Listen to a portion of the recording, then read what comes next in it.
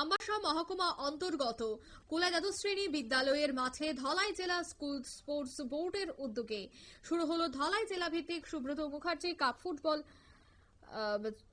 Competition. আজ সকালে এই কম্পিটিশনের উদ্বোধন করেন ধলাই জেলা পরিষদের সভাপতি সুস্মিতা দাস। অনুষ্ঠানে অন্যান্যদের মধ্যে উপস্থিত ছিলেন আমবাসা পৌর পরিষদের চেয়ারপারসন প্রতিমা মালাকার, ধলাই জেলা যুব বিষয়ক এবং ক্রীড়া দপ্তরের সহ অধিকর্তা দিবাকর দেবনাথ সহ অন্যান্য অতিথিবৃন্দ। জেলা ভিত্তিক এই ফুটবল প্রতিযোগিতায় অনূর্ধ্ব 15 বালক এবং অনূর্ধ্ব 17 বালক এবং বালিকা উভয় বিভাগে প্রতিযোগিতাটি অনুষ্ঠিত হবে।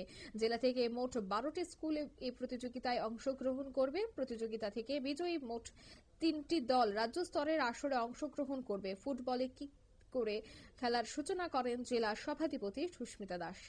তিনি আজকের এই উদ্বোধনী অনুষ্ঠান থেকে কি বলছেন শোনাবো।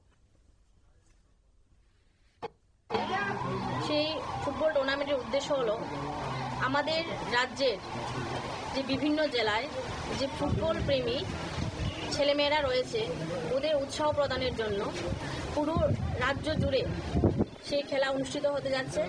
তারই অঙ্গ হিসাবে আজকে আমাদের ধলাই জেলায় Subrata Mukherjee cup football tournament.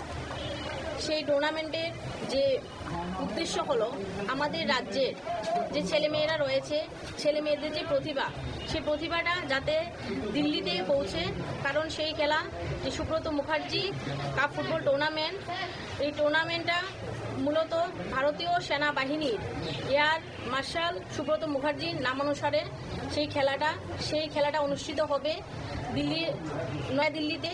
তো আমাদের ধলাই জেলার মোট 12টি স্কুল এখানে অংশগ্রহণ করেছে এবং 12টি স্কুলের মধ্যে আমাদের যারা প্রথম, দ্বিতীয় এবং তৃতীয় হবে 3টি বিজয়ী টিম রাজ্যভিত্তিক খেলায় অংশগ্রহণ করবে এবং রাজ্যভিত্তিক খেলায় অংশগ্রহণ করে সেই রাজ্য থেকে এই তেমনি অনুরূপভাবে আরও 3টা টিম দিল্লিতে গিয়ে অংশগ্রহণ করবে। তো আমি আশা রাখবো আমাদের ধলাই জেলার যে ছেলেমেয়েরা রয়েছে ফুটবলের সঙ্গে যুক্ত, ওরা যাতে সফলতার সহিত খেলায় অংশগ্রহণ করে এবং ধলাই জেলা থেকে।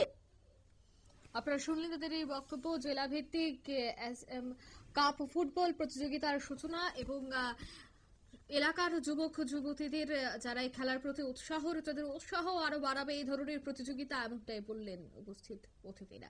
নিয়ে নিচ্ছে ছোট্ট একটি বিজ্ঞাপন, বিরতির সঙ্গে থাকুন।